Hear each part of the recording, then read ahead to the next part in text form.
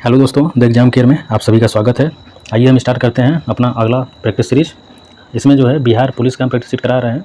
सभी के सभी यूथ कंपटीशन से कराए जाएंगे, ठीक। और इसमें टोटल हमारा 15 प्रैक्टिस सेट होंगे। तो आप सभी लोग पूरे प्रैक्टिस सेट को देखिएगा, जिससे कि हमारा बिहार पुलिस आसानी से निकल सके। जो भी हमारे चैनल पर पहली बार विजिट कर रहे हैं वो चैनल को सब्सक्राइब जरूर कर लें, जिससे कि आगामी जितने भी हम प्रैक्टिस सेट कराएँ उसको नोटिफिकेशन आपको मिलता रहे। तो टोटल हम 15 प्रैक्टिस सेट कराएंगे, ठीक। आते हैं अपने प्रैक्टिस सेट पे। तो क्वेश्चन नंबर पहला है, भारत की संविधान सभा का विचार पहली बार किसने दिया था? तो भारत का जो संविधान सभा का जो विचार है पहली बार किसने दिया था? तो देखिएगा हमारा हो जाएगा आंसर बी, एम.एन. राय ने दिया था। एम.एन. राय ने पहली बार ये विचार दिया था। आते हैं नेक्स्ट क्वेश्चन, क्वेश्चन नंबर 2, भारतीय संविधान में पंचवर्षीय योजना का प्रावधान किस देश से लिया गया है? तो पंचवर्षीय योजना का जो प्रावधान है किससे लिया गया है? रूस से लिया गया है। किससे? रूस, ठीक। तो कौन सा आंसर हो जाएगा? डी, USSR को ही ध्यान दीजिएगा, सोवियत संघ के नाम से भी जाना जाता है, तो वही है रूस, ठीक। आते हैं नेक्स्ट क्वेश्चन। और जो प्रथम पंचवर्षीय योजना थी ये हमारा 1951, कब? 1951 से शुरू हुआ था, 56 तक चला था। और जो पहला पंचवर्षीय योजना है इसी को क्या कहा जाता है? तो प्रथम पंचवर्षीय योजना हेराल्ड डोमर मॉडल पर आधारित थी। आते हैं क्वेश्चन नंबर 3, सिक्किम कब भारत का राज्य बन गया था? तो कब बना है भारत का राज्य सिक्किम? तो ध्यान दीजिएगा, यहाँ पे हो जाएगा ए, 1975 में सिक्किम भारत का राज्य बना था। क्वेश्चन नंबर 4, निम्नलिखित में से किस अनुच्छेद में यह प्रावधान किया गया है कि राष्ट्रपति के आदेश द्वारा एक अंतर्राज्यीय परिषद का गठन किया जा सकता है? तो किस अनुच्छेद में ये बात कही गई है? तो अनुच्छेद 263 में ये बात कही गई है कि राष्ट्रपति के आदेश के द्वारा हम क्या कर सकते हैं कि एक अंतर्राज्यीय परिषद का गठन किया जा सकता है। आते हैं नेक्स्ट क्वेश्चन में, क्वेश्चन नंबर 5, संसद द्वारा निःशुल्क और अनिवार्य शिक्षा का अधिकार अधिनियम किस वर्ष में पारित किया गया था? तो किस वर्ष में पारित किया गया है निःशुल्क और अनिवार्य शिक्षा का अधिकार? तो हो जाएगा इसमें सी, 2009 में ये पारित किया गया था, निःशुल्क और अनिवार्य शिक्षा का अधिकार। आते हैं next question, question number 6, Rajya Sabha के सदस्यों का चुनाव किनके द्वारा किया जाता है? तो राज्यसभा के सदस्यों का चुनाव किनके द्वारा किया जाता है? तो 6 का हमारा हो जाएगा ए, राज्यों की विधानसभाओं के सदस्यों द्वारा। तो राज्यों की विधानसभाओं के सदस्यों द्वारा क्या राज्यसभा के सदस्यों का चुनाव किया जाता है। आते हैं नेक्स्ट क्वेश्चन, भारत के संविधान का कौन सा अनुच्छेद राज्यपाल की नियुक्ति से संबंधित है? तो राज्यपाल की नियुक्ति से कौन सा अनुच्छेद संबंधित है? तो 7वें हो जाएगा हमारा डी, अनुच्छेद 155। अनुच्छेद 155 में क्या कहा है कि राज्यपाल की नियुक्ति से संबंधित है, कौन? 155। आते हैं नेक्स्ट क्वेश्चन, क्वेश्चन नंबर 8, निम्नलिखित में से ECE का अर्थ है? तो ECE का अर्थ हमारा इस तरह से फुल फॉर्म इसका पूछ रहा है, तो क्या हो जाएगा? Chief election commissioner. Chief election commissioner ECE का फुल फॉर्म होता है, ठीक। 9वें का देख लेते हैं, सिक्किम को भारतीय संघ में किस संवैधानिक संशोधन के द्वारा शामिल किया गया था? तो 9वें हो जाएगा सी, 36वां संविधान संशोधन 1975 को। ये 1975 में इसका संशोधन हुआ था, 36वां संशोधन। उसमें ही सिक्किम को क्या हुआ था कि पूर्ण राज्य का दर्जा दिया गया था, ठीक। आते हैं नेक्स्ट क्वेश्चन, क्वेश्चन नंबर 10, निम्नलिखित में से भारत सरकार का कौन सा मंत्रालय राजकोषीय नीति तैयार करता है? तो भारत सरकार का कौन सा मंत्रालय जो है राजकोषीय नीति तैयार करता है? तो 10वें का हमारा आंसर हो जाएगा इसमें बी, वित्त मंत्रालय। वित्त मंत्रालय ही राजकोषीय नीति तैयार करता है। 11, ब्रह्मांड का अध्ययन के रूप में जाना जाता है। अगर हम ब्रह्मांड का अध्ययन कर रहे हैं तो उसको हम किस रूप में जानेंगे? तो ध्यान दीजिएगा, कॉस्मोलॉजी। कॉस्मोलॉजी में हम क्या करते हैं? ब्रह्मांड का अध्ययन करते हैं, ठीक। और एंथ्रोपोलॉजी में क्या करते हैं? तो एंथ्रोपोलॉजी में हम मनुष्य जाति का अध्ययन करते हैं, ठीक। और एटिमोलॉजी में क्या करते हैं? व्युत्पत्ति शास्त्र के रूप में ज्ञान प्राप्त करते हैं इससे। एनाटॉमी से क्या करते हैं? शरीर रचना विज्ञान का अध्ययन करेंगे, तो एनाटॉमी के रूप में, ठीक। आते हैं नेक्स्ट क्वेश्चन, 12 में देखते हैं, पृथ्वी के चारों ओर एक पूरा चक्कर लगाने में चंद्रमा द्वारा किया गया कार्य निम्नलिखित में से किसके बराबर है? तो किसके बराबर है देख लेते हैं। तो ऑप्शन इसमें कौन सा हो जाएगा? यहाँ पे देखिएगा, शून्य। तो शून्य कैसे हुआ? तो इसको ध्यान दीजिएगा, इसमें क्या होता है कि वृत्ताकार पथ पे, अगर हम वृत्ताकार पथ पे हम क्या करें, चक्कर लगाएं, तो एक पिंड के द्वारा एक चक्कर अगर पूरा लगा देंगे, तो यहाँ से स्टार्ट किया फिर से वहीं चला आया, तो कुल डिस्टेंस 0 तय हुआ। कुल डिस्प्लेसमेंट मतलब विस्थापन 0 हो गया। तो कार्य, अगर विस्थापन 0 हो जाता है तो कार्य क्या होता है? 0, ठीक। कोई ऑब्जेक्ट हो, घूम फिर के फिर से वहीं चले आए, तो ध्यान दीजिएगा हमेशा कार्य 0 होगा, ठीक। क्योंकि क्या होता है? बल गुणे विस्थापन, इसी को हम क्या कहते हैं? वर्क, कार्य कहते हैं। तो किया गया कार्य क्या हो जाएगा? जब ये हमारा 0 हो गया तो 0 में किसी का गुणा करेंगे तो 0 दे देगा पूरा कार्य, तो हमारा क्या हो जाएगा? शून्य कार्य होगा। आते हैं नेक्स्ट क्वेश्चन, क्वेश्चन नंबर 13, वह मेडिरियन है जिस पर भारतीय मानक समय आधारित है। तो कौन सा मेडिरियन है? मेरिडियन है जो भारतीय मानक समय आधारित करता है। तो ध्यान दीजिएगा, इसमें हो जाएगा ये 82 और आधे डिग्री पूर्व रेखांश। 82 और आधे डिग्री जो है, 82 और आधा डिग्री क्या है? ये हमारा पूर्व रेखांश जो है, पूर्वी रेखांश, ये हमारा क्या करता है? जिस पर भारत मानक समय आधारित है। ठीक, आते हैं नेक्स्ट क्वेश्चन 14। निम्नलिखित में से कौन सा मरुस्थल भारत में स्थित नहीं है? ऐसा कौन सा मरुस्थल है जो भारत में स्थित नहीं है? तुम्हारा है ये सिंधु घाटी का मरुस्थल। जो सिंधु घाटी मरुस्थल है ये भारत में स्थित नहीं है। कहाँ स्थित है? पाकिस्तान के पंजाब में स्थित है। पंजाब में तो है, लेकिन देखिएगा कुछ पंजाब का जो पार्ट है ना, वो पाकिस्तान में आता है। कहाँ आता है? पाकिस्तान में आता है। तो वहाँ पे सिंधु घाटी का मरुस्थल है। बाकी थार मरुस्थल, कच्छ का रण और स्पीति घाटी शीत मरुस्थल, सभी ये तीनों क्या हैं? भारत में हैं। आते हैं next question, question number 15। 10 degree जल संधि इनमें से किससे संबंधित है? तो 10 डिग्री जो जल संधि है वो हमारा किससे संबंधित है? अंडमान और निकोबार द्वीप समूह से। ये ऑप्शन सही हो जाएगा, अंडमान और निकोबार द्वीप समूह से। ठीक, अब देखिए 10 डिग्री चैनल है जल संधि, ये हमारा अंडमान और निकोबार को अलग करता है। ऐसे ही 9 डिग्री चैनल, तो 9 चैनल होता है ना, वो हमारा लक्षद्वीप और मिनिकॉय को अलग करता है। लक्षद्वीप 9 डिग्री चैनल किसको? लक्षद्वीप और मिनिकॉय, इसको याद रखिएगा। 8 डिग्री चैनल भी है, तो वो किसको करता है? मिनिकॉय और मालदीव को। मिनिकॉय और मालदीव। ठीक, थोड़ा देख लीजिएगा, जो बोल रहे हैं उसको समझिएगा जाते। 8 डिग्री चैनल मिनिकॉय और मालदीव को, और 9 डिग्री चैनल लक्षद्वीप और मिनिकॉय को। 16 में देखते हैं, हिमालय पर्वतमाला का वह हिस्सा जो तीस्ता और दिहांग नदी के बीच स्थित है। तो तीस्ता और दिहांग नदी के बीच स्थित है के रूप में जाना जाता है। किस रूप में जाना जाता है? तो तीस्ता और दिहांग नदी के बीच में हमारा, तो 16 हो जाएगा ये असम हिमालय। असम हिमालय किसके बीच में है? असम हिमालय जो है तीस्ता और दिहांग नदी को ही ब्रह्मपुत्र नदी बोलते हैं, इसको याद रखिएगा, इंपॉर्टेंट है। और कुमायूं हिमालय जो है वो हमारा सतलज और काली नदी के मध्य है। कुमायूं हिमालय किसके बीच है? सतलज और काली नदी के बीच में है। ठीक, और पंजाब हिमालय किसके बीच में है? सिंधु और सतलज, सिंधु और सतलज। ये सभी क्वेश्चन देखिए पूछा। अब असम हिमालय क्या था? तीस्ता और दिहांग। ठीक, आते हैं नेक्स्ट में, देखते हैं क्वेश्चन नंबर 17। गोदावरी नदी का उद्गम किस स्थान से होता है? तो गोदावरी नदी का उद्गम किस स्थान से है? तो देखिएगा हमारा ब्रह्मगिरी की पहाड़ियों से है। ब्रह्मगिरी की पहाड़ियों से हमारा क्या निकलता है? गोदावरी नदी का उद्गम स्थान है। और गोदावरी जो है ये हमारा महाराष्ट्र राज्य के जो नासिक जिला है, गोदावरी नदी महाराष्ट्र के नासिक जिले से एक पर्वत श्रृंखला कौन सी है?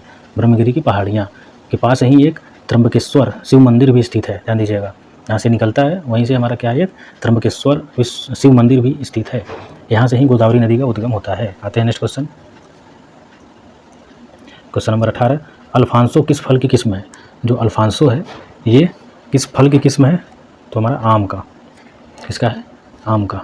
ठीक, आम का देखिए और भी किस्म है, हापुस। महाराष्ट्र में इस आम को हापुस के नाम से भी जाना जाएगा। जो कर्नाटक है वहाँ पे आपूस के नाम से भी जाना जाता है। अल्फांसो आम को GI टैग भी प्रदान किया गया है। ठीक, तो अल्फांसो क्या है? एक आम का ही किस्म है। आते हैं नेक्स्ट क्वेश्चन 19 का। इनमें से किस विकल्प के शहर स्वर्णिम चतुर्भुज में शामिल है? तो स्वर्णिम चतुर्भुज में कौन से शहर शामिल है, कौन कौन से? तो 19 का हो जाएगा, यहाँ पे देखिएगा ये दिल्ली, मुंबई, चेन्नई, कोलकाता, ये सभी क्या है? स्वर्णिम शहर स्वर्णिम चतुर्भुज में शामिल है। ठीक, आते हैं नेक्स्ट क्वेश्चन, क्वेश्चन नंबर 20। पत्थर की बनी नृत्य करते हुए पुरुष की मूर्ति नटराज किस स्थान पर पाई गई थी? तो नटराज जो है क्या बनी थी इस पर? पत्थर की बनी नृत्य करते हुए पुरुष की मूर्ति। ठीक, जो नटराज है कहाँ पे पाई गई थी? तो ये पाई गई है हड़प्पा में पाई गई है। ठीक, आते हैं नेक्स्ट क्वेश्चन 21। इनमें से कौन राजा हर्षवर्धन के दरबारी कवि थे? तो राजा हर्षवर्धन के दरबारी कवि कौन थे? तो किसका हो जाएगा? डी, बाणभट्ट कौन थे? ध्यान दीजिएगा, राजा हर्षवर्धन के दरबारी कवि थे। आते हैं नेक्स्ट क्वेश्चन, क्वेश्चन नंबर 22। किताब उल हिंद इनमें से किस यात्री एवं विद्वान की कृति है? तो किताब उल हिंद तो किस विद्वान की है? किस यात्री और विद्वान की कृति है? तो 22 का इसमें हो जाएगा सी, अल बरूनी। और ये कहाँ का अल बरूनी था? ध्यान दीजिएगा, ये हमारा था उज्बेकिस्तान। ठीक, उज्बेकिस्तान। कभी कोई पूछता है इसको याद रखिएगा। 23 में देखते हैं, अजंता गुफाओं की चित्रकारी क्या दर्शाती है। तो अजंता गुफाओं की चित्रकारी, अजंता गुफाएं हैं कहाँ पे, महाराष्ट्र में है, ठीक, औरंगाबाद, याद लीजिएगा। और ये जो चित्रकारी है क्या दर्शाती है, तो ये दर्शाती है जातक कथाएँ। किससे संबंधित है जातक कथाएँ, बौद्ध धर्म से संबंधित है, ठीक। आते हैं next question, question number 24, Bahmani साम्राज्य की स्थापना किसने की थी। जो बहमनी साम्राज्य है इसकी स्थापना कौन किया था, अलाउद्दीन बहमन शाह, इन्होंने ही किया था। इसे हसन गंगू के नाम से भी जाना जाता है। आते हैं next question, question number 25, Ali Kuli Salim और अबू तालिब कलीम के शासनकाल के दौरान महत्वपूर्ण कवि थे। तो 25 का हो जाएगा शाहजहाँ। जो शाहजहाँ थे शासनकाल के दौरान प्रमुख कवि थे। तो शाहजहाँ के शासनकाल में ही 2 कवि थे महत्वपूर्ण कवि, कौन, अली कुली सलीम और अबू तालिब कलीम, याद रखिएगा इसको। आते हैं नेक्स्ट क्वेश्चन 26 में, फतेहपुर सीकरी या विजय का शहर 12 साल तक किसकी राजधानी बनी। तो कौन इसको राजधानी बनाया था फतेहपुर सीकरी, तो 26 का हो जाएगा सी, अकबर, ठीक। अकबर ने क्या किया कि फतेहपुर सीकरी या विजय का शहर 12 साल तक राजधानी बनाया था। आते हैं next question, question number 27, Salbai की संधि पर में हस्ताक्षर किए गए थे जिसने पहले एंग्लो मराठा युद्ध को समाप्त कर दिया था। तो किस टाइम पे ये संधि पर हस्ताक्षर किए गए थे, सालबाई की संधि पर कब हस्ताक्षर किए गए थे, तो ये हस्ताक्षर किया गया था मई 1782 में, ठीक। मई 1782 में ये हस्ताक्षर किया गया था, याद रखिएगा। आते हैं नेक्स्ट क्वेश्चन, क्वेश्चन नंबर 28, 1855-56 में भारत में हुए संथाल विद्रोह का नेतृत्व किसने किया था। देखिएगा संथाल विद्रोह का नेतृत्व जो है सिद्धू और कान्हू ने किया था। कब हुआ था, ध्यान दीजिएगा, इसको भी याद कर लीजिएगा, 1855-56 में संथाल विद्रोह हुआ था। आते हैं नेक्स्ट क्वेश्चन में 29, जलियांवाला बाग हत्याकांड के लिए जिम्मेदार जनरल डायर की हत्या इनमें से किसने की थी। तो जनरल डायर की हत्या किसने की थी, ये किए थे हमारे सरदार उधम सिंह। सरदार उधम सिंह ने हत्या कर दी थी। कब की थी हत्या, ध्यान दीजिएगा, ये 13 मार्च 1940 को हत्या किए थे। तो कब किए थे, 1940 में, ठीक। आते हैं नेक्स्ट क्वेश्चन, क्वेश्चन नंबर 30, भारतीय इतिहास में किसे बादशाह खान कहा जाता था। तो बादशाह खान किसे कहा जाता था, तो हमारा है खान अब्दुल गफ्फार खान। तो खान अब्दुल गफ्फार खान को हम क्या कहते थे, बादशाह खान। किसी भी उत्पाद के पैकेज पर अंकित MRP का अर्थ होता है। जो MRP जब देखेंगे कोई भी पैकेट आप लीजिए उसमें MRP लिखा होता है। तो MRP मतलब होता क्या है उसके बारे में जानिए, इसका फुल फॉर्म क्या है। 31 का हो जाएगा, यहाँ पे देखिए B, maximum retail price. Maximum retail price क्या है, MRP का फुल फॉर्म, M से मैक्सिमम, R से रिटेल, P से प्राइस, ठीक। आते हैं नेक्स्ट क्वेश्चन में 32, भारत में पीपल्स प्लान एक आर्थिक योजना किसके द्वारा तैयार किया गया। तो जो पीपल प्लान्स है किसके द्वारा एक आर्थिक योजना थी, ध्यान दीजिएगा, इसके द्वारा तैयार किया गया। तो 32 का हमारा हो जाएगा इसमें MN राय। जो MN राय थे उनके द्वारा ही पीपल्स प्लान की स्थापना, मतलब एक तरह से योजना तैयार किए थे, ठीक। Question number 33, small industries and development bank of India SIDBI का मुख्यालय कहाँ स्थित है। Small industries and development bank of India का मुख्यालय हमारा कहाँ स्थित है, वो स्थित है हमारा लखनऊ में, ठीक। Small industries and development bank of India को इसे SIDBI के नाम से जाना जाता है, SIDBI, ठीक।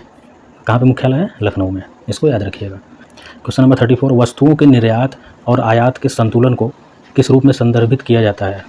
तो वस्तुओं का जो निर्यात होता है या फिर आयात के संतुलन को किस रूप में संदर्भित हम करते हैं, तो हो जाएगा बी, व्यापार संतुलन। व्यापार, देखिए अगर आयात निर्यात करेंगे तो इसका मतलब व्यापार आप कर रहे हैं, उसी का संतुलन इसमें हो रहा है, ठीक। आते हैं नेक्स्ट क्वेश्चन, क्वेश्चन नंबर 35, निम्न में से कौन परंपरागत कृषि विकास योजना का उद्देश्य नहीं है। तो कौन सा उद्देश्य इसमें नहीं है, तो देखिएगा इसमें सी, ग्रामीण एवं शहरी क्षेत्र में रोजगार के अवसर पैदा करने के लिए। ये हमारा क्या है कि उद्देश्य ये नहीं है, बाकी सभी उद्देश्य हैं किसके, कृषि विकास योजना का। इनपुट उत्पाद के लिए उपलब्ध प्राकृतिक संसाधनों का आशावादी उपयोग करने के लिए सही है। कृषि रसायनों उर्वरकों पर निर्भरता को कम करने वाली खेती की पर्यावरण के अनुकूल अवधारणा को लॉन्च करने के लिए, ये भी सही है। जैविक कृषि उत्पादों के निर्यात को बढ़ावा देता है, ये भी सही है। तो A B C सही है, लेकिन जो A B D सही है, C जो है हमारा ये उद्देश्य नहीं है। किसका उद्देश्य नहीं है, परंपरागत कृषि विकास योजना के अंतर्गत, ठीक। आते हैं नेक्स्ट क्वेश्चन, क्वेश्चन नंबर 36, राष्ट्रीय ग्रामीण आजीविका मिशन निम्नलिखित में से किसकी सहायता से लागू किया गया है? तो राष्ट्रीय ग्रामीण आजीविका मिशन किसकी सहायता से लागू किया गया है? तो वर्ल्ड बैंक के सहायता से लागू किया गया है राष्ट्रीय ग्रामीण आजीविका मिशन। आते हैं नेक्स्ट क्वेश्चन।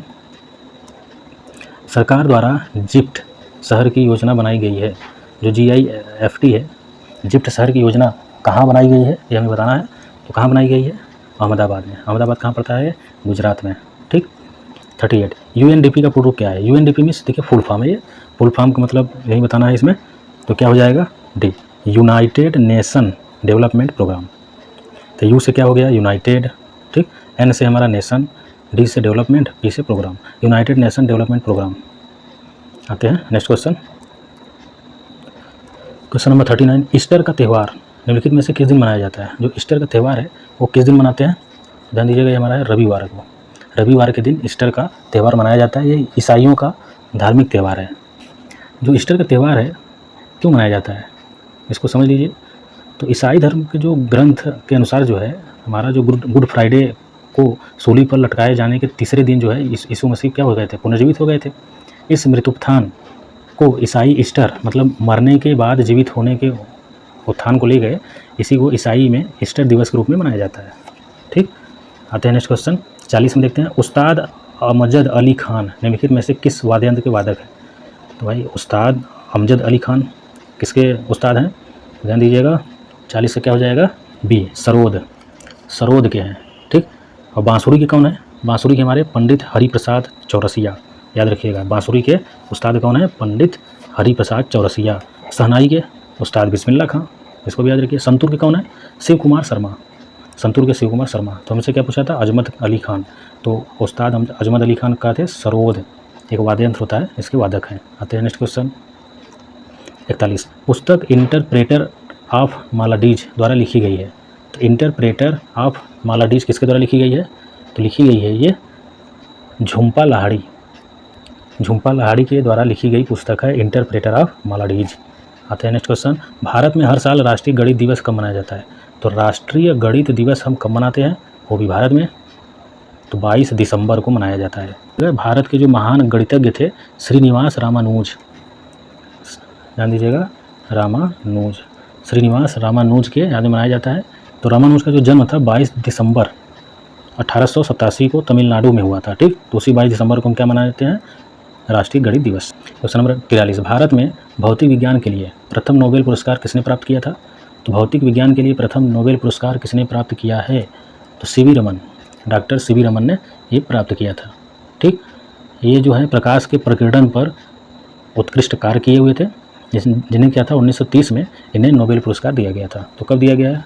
1930 में दिया गया है। ठीक। आते हैं next question. Question number 44 UNESCO द्वारा भारत में विश्व धरोहर स्थलों की कुल संख्या कितनी चुनी गई है? तो यूनेस्को द्वारा जो भारत में विश्व धरोहर स्थल कुल कितने चुने गए हैं? तो टोटल हमारे हैं 40। सी ऑप्शन सही हो जाएगा। ठीक, 40। आते हैं नेक्स्ट क्वेश्चन। क्वेश्चन नंबर 45 चांद पर मानव को ले जाने वाले लूनर अभियान का क्या नाम था? तो लूनर अभियान का जो नाम है वो क्या था? वो है हमारा अपोलो 11। ठीक। और चांद पर मानव को ले जाने वाले लूनर अभियान का नाम अपोलो 11 है। 46 में देखते हैं कंप्यूटर में इनपुट के बाद जानकारी क्या कहलाती है? तो जो इनपुट के बाद हम जानकारी देते हैं वो हमारा क्या कहलाता है? वो हमारा कहलाता है आंकड़ा। ठीक। तो 46 का क्या हो जाएगा? डी ऑप्शन, आंकड़ा होता है। आते हैं नेक्स्ट क्वेश्चन पे। क्वेश्चन नंबर 47 निम्नलिखित में से कौन सी उच्च गति अर्धचालक मेमोरी है जो सीपीयू की गति को बढ़ा सकती है? तो कौन हमारा है जो उच्च गति अर्धचालक मेमोरी है और सीपीयू गति को बढ़ा सकती है? तो कौन सा है? हमारा कैश मेमोरी। तो कैश मेमोरी क्या करती है? सीपीयू गति को बढ़ा सकती है। ठीक। आते हैं नेक्स्ट क्वेश्चन 48 निम्नलिखित में से कौन सा एक कंप्यूटर वायरस है? तो कंप्यूटर वायरस कौन है? तो देखिएगा 48 का हो जाएगा हमारा डी, क्रीपर। क्रीपर क्या है? कंप्यूटर वायरस है। ठीक। बाकी पांडा, स्पाइडर, पेंगुइन ये सभी हमारा कंप्यूटर वायरस नहीं है। ठीक है, क्या है? क्रीपर। आते हैं नेक्स्ट क्वेश्चन में 49 में देखते हैं वर्ल्ड वाइड वेब, जिसे WWW के नाम से वर्ल्ड वाइड वेब भी जानते हैं, का आविष्कार इस वर्ष किया गया था। किस वर्ष किया गया है WWW वर्ल्ड वाइड वेब का? तो 49 का हमारा हो जाएगा बी, 1989 को WWW ये हमारा है वर्ल्ड वाइड वेब, एक हमारा सर्चिंग ऑपरेशन है ये। आते हैं next question question number 50, Microsoft Excel को क्या कहा जाता है? तो माइक्रोसॉफ्ट एक्सेल जो है वो हमारा क्या होता है? स्प्रेड सीट भी कहते हैं इसको, स्प्रेड सीट, ठीक, जितने ऑफिशियल काम है, चार्ट बनाना, टेबल के आधार पे सब कुछ करना, सभी इसी में होता है, इसमें माइक्रोसॉफ्ट एक्सेल में। इसको हम क्या कहते हैं? स्प्रेड सीट के नाम से भी जाना जाता है। आते हैं नेक्स्ट क्वेश्चन 51 में, राशि के मापन और उसकी इकाई का कौन सा युग्म सुमेलित नहीं है? मतलब जो दाब है इसका मात्रक हमारा पास्कल है या नहीं, ऐसे में बताना है, ठीक। तो कौन सा नहीं है? देखिए यहाँ पे नहीं पूछा है, सुमेलित नहीं है, तो कौन सा नहीं है? वजन घन मीटर, ये नहीं है। वजन को बाहर को किसमें मापते हैं? केजी में मापा जाएगा ना, ये तो घन मीटर दे दिया, मीटर में थोड़ी, लंबाई में थोड़ी नाप रहा है, तो घन मीटर मतलब तरह से आयतन के बारे में बात कर रहा है, ठीक। दाब पास्कल में सही है, तापमान केल्विन में मापा जाता है, द्रव्यमान किलोग्राम में मापा जाता है, सब सही है। सिर्फ वजन जो है, वजन मतलब जैसे भार घन मीटर में नहीं नापा जाता। आते हैं 52 में, एक पाइप में बहने वाले द्रव के प्रवाह की गति और दर को मापने के लिए उपयोग की जाने वाली उपकरण का नाम क्या है? तो क्या है 52 का? क्या हो जाएगा? B, venturi meter. Venturi meter के द्वारा ही हम क्या करते हैं कि पाइप में बहने वाले द्रव के प्रवाह की गति और दर को मापने के लिए उपयोग किया जाता है। मतलब एक पाइप है अगर, तो उसमें किस प्रवाह से हमारा जल क्या कर रहा है? बह रहा है, ठीक, उसको मापा जाता है, और कितना हमारा पानी यहाँ से निकल रहा है वो भी मापा जाता है। किसके द्वारा? वेंचुरी मीटर के द्वारा। आते हैं नेक्स्ट क्वेश्चन में 53 में, निम्नलिखित में से कौन सी एक सदिश राशि नहीं है?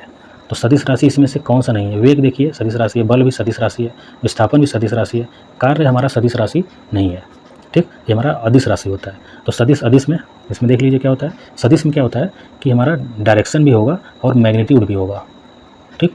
मैग्नीट्यूड मैंने परिमाण भी होगा, दिशा भी होगा, डी से दिशा, डायरेक्शन। तो कार्य में क्या होता है कि मैग्नीट्यूड तो होता है लेकिन दिशा नहीं होता, ठीक। बल में दिशा होती है, मैग्नीट्यूड भी होता है, वेग में मैग्नीट्यूड होता है, डायरेक्शन भी होता है, तो सभी में है, लेकिन कार्य हमारा एक अदिश राशि है, इसको याद रखिएगा, ये सदिश राशि नहीं है। क्वेश्चन नंबर 54 में, हम बिना फिसले पृथ्वी पर चलने में क्यों सक्षम है? तो क्यों सक्षम है, किस कारण हम पृथ्वी पर चल पाते हैं बिना फिसले? वो है हमारा बी, घर्षण बल के कारण। घर्षण बल के कारण क्या है कि हम पृथ्वी पे आसानी से चल पाते हैं। अगर घर्षण बल नहीं होता तो हम फिसल सकते थे, गिर सकते थे, कुछ भी हो सकता था, ठीक। तो आते हैं 55 में, ध्वनि निम्न माध्यमों में से किसमें यात्रा नहीं कर सकती? तो किसमें ध्वनि यात्रा नहीं कर सकती? ठोस में होती है, गैस में होती है, द्रव में होती है, लेकिन निर्वात में हमारा नहीं होता। निर्वात मतलब वायु है ही नहीं, और ध्वनि को चलने के लिए या फिर यात्रा करने के लिए माध्यम की ज़रूरत होती है। वो माध्यम ठोस का हो, चाहे द्रव का हो, चाहे गैस का हो, कोई ना कोई माध्यम चाहिए। लेकिन निर्वात में क्या है, कोई कण ही नहीं है, कोई माध्यम ही नहीं है इसमें, ठीक। निर्वात में इसमें वायु है ही नहीं, वायुमंडल है ही नहीं इसमें, ठीक है, तो हमारा ध्वनि नहीं चल सकता। आते हैं नेक्स्ट क्वेश्चन, क्वेश्चन नंबर 56, निम्नलिखित में से किसे आधुनिक परमाणु सिद्धांत का जनक माना जाता है? आधुनिक परमाणु सिद्धांत का जनक किसे माना जाता है? तो कौन है हमारा? तो 56 का हो जाएगा ए, जॉन डाल्टन। जॉन डाल्टन को क्या माना जाता है? आधुनिक परमाणु सिद्धांत का जनक, ठीक है। आते हैं नेक्स्ट क्वेश्चन 57, जब किसी तत्व के परमाणुओं की भिन्न भिन्न द्रव्यमान संख्या होती है तो उसे क्या कहते हैं? तो कोई परमाणु हो, भिन्न भिन्न द्रव्यमान संख्या हो, तो उसे हम क्या कहेंगे? उसे हम कहते हैं, ध्यान दीजिएगा, ऑप्शन बी, आइसोटोप कहा जाता है। आइसोटोप हम किसे कहते हैं? जिनका परमाणु द्रव्यमान, जो परमाणु हो उनका भिन्न भिन्न अलग अलग द्रव्यमान हो, उसी को हम आइसोटोप कहेंगे। जैसे हाइड्रोजन का 1H1 होता है, 1H2 भी होता है, प्रोटियम, ड्यूटेरियम और ट्राइटियम 1H3 भी होता है। तो ये हमारा क्या है, यहाँ पे देखिएगा ये भार बताता है, तो 1 2 3 अलग अलग भार है, यहाँ पे 1 है, 2 है, 3 है, यहाँ पे अलग अलग भार है, तो भिन्न भिन्न द्रव्यमान की बात हो गया, ठीक। तो यही हमारा क्या है, आइसोटोप कहलाएगा। आते हैं नेक्स्ट क्वेश्चन, क्वेश्चन नंबर 58, निम्नलिखित में से किस अम्ल का उपयोग पूर्तिरोधी या फिर एंटीसेप्टिक के रूप में होता है? तो कौन से अम्ल का प्रयोग हम एंटीसेप्टिक के रूप में करते हैं? जैसे पूर्तिरोधी भी कहा जाता है। तो 58 क्या हो जाएगा यहाँ पे? आंसर हमारा है ए, बोरिक अम्ल। तो बोरिक अम्ल जो है इसको हम एंटीसेप्टिक के रूप में प्रयोग किया जाता है। और इसका जो बोरिक अम्ल का रासायनिक सूत्र है वो हमारा है H3BO3, ठीक। आते हैं नेक्स्ट क्वेश्चन 59, देखते हैं निम्नलिखित में से कौन सी गैस खाद्य उत्पाद में दुर्गंध का कारण बनती है? तो खाद्य उत्पाद में दुर्गंध का कारण कौन बनती है? तो ऑक्सीजन बनती है। तो देखिएगा जो हमारा खाद्य पदार्थ होता है उसमें भोजन में हमारा क्या होता है, वसा और तेल क्या क्या पाए जाते हैं? वसा भी पाया जाता है और तेल, ये दोनों जो है हमारा ऑक्सीकरण हो जाता है इसका। तो ऑक्सीकरण के कारण क्या होता है, भोजन में खराब स्वाद या फिर गंध आने लगती है, और इसका प्रमुख जो ऑक्सीकरण होता है इसका प्रमुख कारण क्या है? ऑक्सीजन है। आते हैं नेक्स्ट क्वेश्चन, क्वेश्चन नंबर 60, निम्नलिखित में से कौन सा धावन सोडा का उपयोग नहीं है? तो धावन सोडा का उपयोग किस में नहीं है, ध्यान दीजिएगा, सी में। इसका उपयोग पेयजल को कीटाणु में मुक्त बनाने के लिए किया जाता है, नहीं। तो क्योंकि हमारा यहाँ उपयोग नहीं पूछा था तो किस में नहीं है, ये वाला सी ऑप्शन में। इसका उपयोग पेयजल, पीने के पानी के कीटाणुओं में उसको मुक्त करने किया जाता है, नहीं किया जाता। बाकी सभी में इसका उपयोग किया जाता है धावन सोडा का। कांच, साबुन, कागज़ के उद्योग में किया जाता है, हाँ। इसका उपयोग जल की स्थायी कठोरता को दूर करने के लिए किया जाता है, ये भी सही है। इसका उपयोग घरेलू उद्देश्यों के लिए क्लीनिंग एजेंट के रूप में किया जाता है, ये भी सही है, ठीक। तो किस में नहीं किया जाता, पीने के पानी के कीटाणुओं को मुक्त करने के लिए। आते हैं नेक्स्ट क्वेश्चन, क्वेश्चन नंबर 61। बागवानी की वह शाखा जो सब्जियों के उत्पादन, भंडारण, प्रसंस्करण और विपणन से संबंधित है, क्या कहलाती है? तो क्या कहलाती है? 61 का हमारा आंसर हो जाएगा सी, ओलेरीकल्चर। ओलेरीकल्चर में क्या होता है कि बागवानी की शाखा होती है जो सब्जियों के उत्पादन, भंडारण, प्रसंस्करण और विपणन से संबंधित होता है। आते हैं नेक्स्ट क्वेश्चन 62 में, देखते हैं। पौधों की कोशिका भित्ति किससे बनी होती है? जो पौधों का कोशिका भित्ति है वो हमारा किससे बनी हुई है? हमारा सेलुलोज से बना होता है, ठीक, सेलुलोज से ये बना होता है। आते हैं नेक्स्ट क्वेश्चन, क्वेश्चन नंबर 63। मानव शरीर में सबसे बड़ी ग्रंथि कौन सी है? तो सबसे बड़ी जो ग्रंथि है मानव शरीर में वो कौन सी है? लीवर है। लीवर क्या है? मानव शरीर की सबसे बड़ी ग्रंथि है। यह पित्त का निर्माण करती है। लीवर किसका निर्माण करती है? पित्त का भी निर्माण करती है, ठीक। आते हैं नेक्स्ट क्वेश्चन 64 में। रक्त का थक्का किसकी उपस्थिति के कारण बनता है? किस उपस्थिति के कारण वो थक्का जमता है, ये हमें बताना है। तो 64 का क्या हो जाएगा? डी, प्लेटलेट्स के कारण रक्त का थक्का जम जाता है, ठीक। आते हैं नेक्स्ट क्वेश्चन, आते हैं 65 में। पारिस्थितिकी तंत्र में कितने प्रकार के पारिस्थितिकी पिरामिड होते हैं? तो कितने प्रकार के पिरामिड होते हैं? 3 प्रकार के। ऑप्शन भी सही है, 3 प्रकार के पिरामिड होते हैं, ठीक। इसमें है जीव संख्या पिरामिड, जीव भार पिरामिड, संचित ऊर्जा का पिरामिड। तो टोटल हमारे 3 पिरामिड हैं। आते हैं 66 में। वर्ल्ड इकोनॉमिक आउटलुक 2023 के अनुसार वर्ष 2023 में भारतीय अर्थव्यवस्था की वृद्धि दर अनुमानित है। तो कितना अनुमान लगाया गया है भारतीय अर्थव्यवस्था का वृद्धि दर? देखते हैं 66 का हो जाएगा ये 5.9%, ठीक। ये करंट का सवाल है, 5.9% अनुमानित वृद्धि दर। Question number 67। फोर्ब्स द्वारा जारी भारतीय अरबपतियों की सूची 2023 में शीर्ष स्थान पे कौन है? तो भारतीयों में भारत का सबसे अमीर एक तरह से अरबपतियों में शीर्ष स्थान पे कौन है? तो 60 का कौन हो जाएगा? ये हमारा हो जाएंगे बी ऑप्शन, मुकेश अंबानी, ठीक। भारतीय अरबपतियों सूची में फोर्ब्स द्वारा कौन जारी करता है? फोर्ब्स के द्वारा अरबपतियों सूची शीर्ष स्थान पे है Mukesh Ambani. Question number 68। April 2023 में यूरोपीय आयोग ने भारत के किस उत्पाद को संरक्षित भौगोलिक संकेतक प्रदान किया गया है? तो संरक्षित भौगोलिक संकेतक प्रदान किया गया है इसको, कांगड़ा चाय को, ठीक। बाकी जो असम का गमोचा, बनारसी लंगड़ा आम, प्रतापगढ़ आंवला सभी क्या है? जीआई टैग प्रदान किया गया है। आते हैं नेक्स्ट क्वेश्चन में 69 में। मार्च 2023 में जारी भारत के विदेशी ऋण संबंधी तिमाही आंकड़ों के अनुसार दिसंबर 2022 तक भारत का बाह्य ऋण कितना था? तो कितना था देख लेते हैं। तो ऑप्शन भी सही हो जाएगा, 613.1 बिलियन डॉलर इतना था, ठीक। आते हैं नेक्स्ट क्वेश्चन 70। पीएम मित्र पार्क योजना के तहत कितने पार्क स्थापित किए जा रहे हैं? तो पीएम मित्र पार्क योजना के तहत कितने पार्क स्थापित किए जा रहे हैं? तो टोटल 7 पार्क स्थापित किए जा रहे हैं। Question number 81। Select the most appropriate meaning of the given items. To take pains, to take pain है, टू टेक पेन, इसका हमारा इस एडम्स का जो है अप्रोप्रिएट मीनिंग क्या है? तो क्या है? To make efforts, to make efforts हो जाएगा, ठीक। आते हैं नेक्स्ट क्वेश्चन में 82।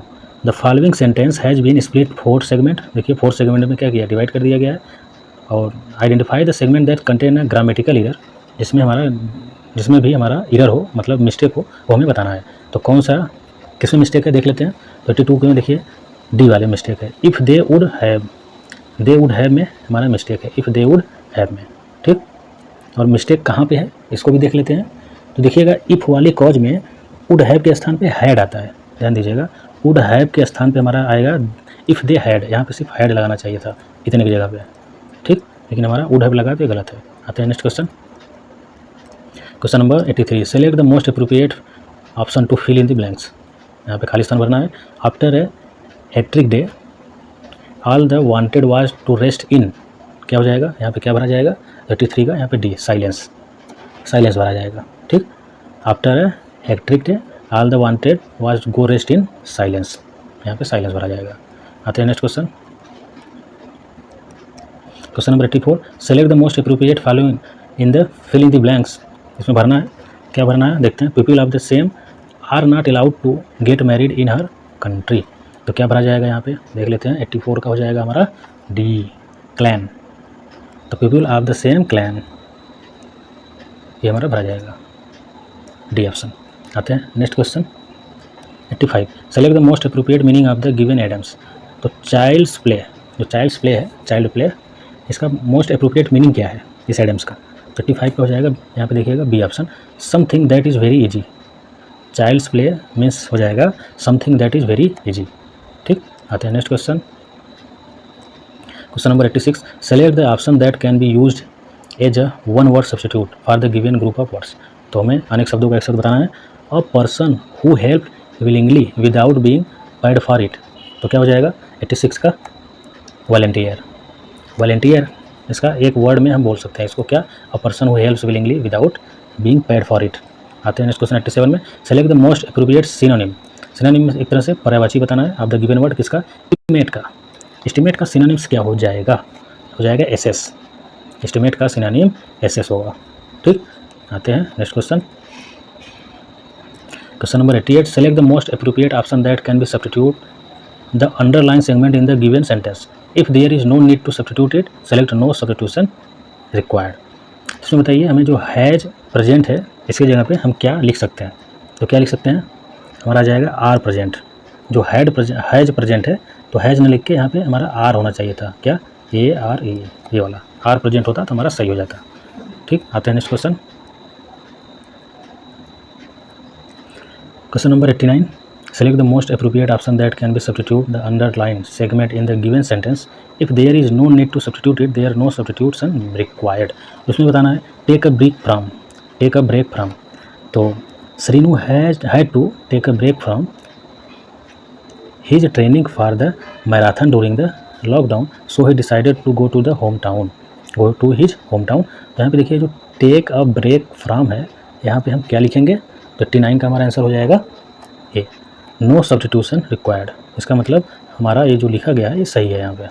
ठीक, तो कोई इसकी जगह सब्स्टिट्यूट नहीं होगा। आते हैं नेक्स्ट क्वेश्चन पे। तो 90 क्या हो जाएगा, select the option that can be used one word substitute for the given group of words. तो देखिएगा अनेक शब्दों का एक शब्द हमें बताना है इसमें। तो go back over the same route that one has just taken. तो इसका आंसर हमारा हो जाएगा डी, रिट्रेस। रिट्रेस क्या है, इसका वन वर्ड सब्स्टिट्यूट है। ठीक, आते हैं नेक्स्ट क्वेश्चन 91, दिए गए विकल्पों में प्रचुर का विलोम शब्द कौन सा है। प्रचुर, प्रचुर माने होता है पर्याप्त मात्रा में। ठीक, अधिक से अधिक मात्रा में। तो 91 का आंसर हो जाएगा बी, अल्प। अगर हमारा अधिक से अधिक मात्रा में है, अल्प माने बहुत कम मात्रा। ठीक, अल्प इसका विलोम शब्द है। आते हैं नेक्स्ट क्वेश्चन। तो क्वेश्चन नंबर 92, ई प्रत्यय किस शब्द में नहीं है। तो किस शब्द में ई प्रत्यय नहीं है हमें ये बताना है। तो देखिएगा तेली, तो इसमें क्या है कि तेल धन ई, तेली हो जाएगा। माली में माला धन ई, माली हो जाएगा। ठीक, और अलबेली, अलबेली में क्या हो जाएगा, अलबेला धन ई, अलबेला धन ई हो जाएगा अलबेली। लेकिन चमेली में हमारा इसका कोई भी प्रत्यय नहीं है, तो हमारा ये क्या हो जाएगा, सही। आते हैं नेक्स्ट क्वेश्चन 93, महेंद्र का संधि विच्छेद होगा। महेंद्र का देखिए संधि विच्छेद क्या होता है, संधि विच्छेद। तो 93 का हो जाएगा यहाँ पे ये, महाधन इंद्र। महाधन इंद्र क्या हो जाएगा, महेंद्र। तो ए ऑप्शन हमारा सही है। ठीक, आते हैं नेक्स्ट क्वेश्चन 94, रंगमंच के पर्दे के पीछे का स्थान कहा जाता है। जो रंगमंच के पर्दे के पीछे का स्थान को हम क्या कहेंगे। तो 94 का आंसर हो जाएगा बी, नेपथ्य। ठीक, नेपथ्य कहा जाता है। आते हैं 95 में, जिसे बुलाया न गया हो वाक्य के लिए प्रयुक्त होने वाला शब्द है। तो जिसे बुलाया न गया हो उसके लिए क्या प्रयुक्त होता है, उसके लिए प्रयुक्त होता है यहाँ पे 95 का क्या हो जाएगा, सी ऑप्शन, अनाहुत। ठीक, अनाहुत कहेंगे उसे। जिसके आने की कोई तिथि न हो तो क्या होता है, वो अतिथि कहा जाता है। ठीक, आते हैं नेक्स्ट क्वेश्चन। अनिष्ट का अर्थ क्या होता है, परंतु अनिष्ट का अर्थ निष्ठाहीन होता है। ये समरूपी भिन्नार्थक शब्द हैं। जो अनिष्ट है, और यहाँ पे देखिए यहाँ पे ट लगा हुआ है, यहाँ पे ठ लगा हुआ है। तो अनिष्ठ का अर्थ जो होता है वो निष्ठाहीन होता है। लेकिन अनिष्ट जिसमें ट आएगा उसका अर्थ क्या होगा ये हमें बताना है। तो क्या होता है, हानि। अनिष्ट में हानि होता है, अनिष्ठ में निष्ठाहीन होता है। 97 में देखते हैं, वर्ड का अर्थ नहीं होता। जो वर्ड है, वर्ड का अर्थ क्या नहीं होता ये हमें बताना है। तो वर्ड का अर्थ नहीं होता हमारा सुंदर। बाकी वर्ड का जो अर्थ है रंग भी होता है, अक्षर भी होता है, जाति भी होता है। ठीक, सुंदर नहीं होता, तो हमें नहीं बताना था, तो सुंदर नहीं होता। 98 में देखते हैं, निम्न में से किस एक का अर्थ पुराना है। तो पुराना किसका अर्थ होगा, तो 98 का हो जाएगा हमारा डी, चीर। जो चीर है तो हमारा क्या होता है, इसका अर्थ होता है पुराना। पुराना किसका, चीर का अर्थ होता है पुराना। प्राचीर का अर्थ चार दीवारी, ठीक। चीर का अर्थ कपड़ा होता है। इस चीर का अर्थ क्या हो जाएगा, कपड़ा। प्राचीर का अर्थ मतलब हो गया चार दीवारी। आते हैं 99 में, वागीश्वरी का पर्यायवाची शब्द क्या है। तो वागीश्वरी का जो पर्यायवाची शब्द है वो हमारा है शारदा। वागीश्वरी का पर्यायवाची शब्द क्या है, शारदा है। आते हैं क्वेश्चन नंबर 100। कान का कच्चा होना मुहावरे का अर्थ है। कान का कच्चा होना मुहावरे का अर्थ क्या हो जाएगा, इसका आंसर है हमारा बी, सुनी सुनाई बातों पर विश्वास करना। अब देखिए यहाँ पे हमारा प्रैक्टिस सीरीज समाप्त हो गया है। जो भी साथी हमारे चैनल पर पहली बार विजिट कर रहे हैं, पहली बार वीडियो को देख रहे हैं, तो चैनल को सब्सक्राइब जरूर कर लें, जिससे कि आने वाले जितने भी प्रैक्टिस सेट हो उसका नोटिफिकेशन उनको पहले मिल सके और अपनी तैयारी आप देख सकें कि हमारा कितना क्वेश्चन इसमें सही हो पा रहा है, ठीक। बाकी प्रैक्टिस सेट को पूरा देखा करिए, जिससे कि आप जितने प्रैक्टिस करेंगे उतने ही आपके लिए फ़ायदा होगा, आप एग्ज़ाम में अच्छे से कर पाएंगे। और ऐसे ही क्वेश्चन इसमें पूछे जाते हैं, ठीक। तो मिलते हैं अगले प्रैक्टिस सेट में। ओके, धन्यवाद।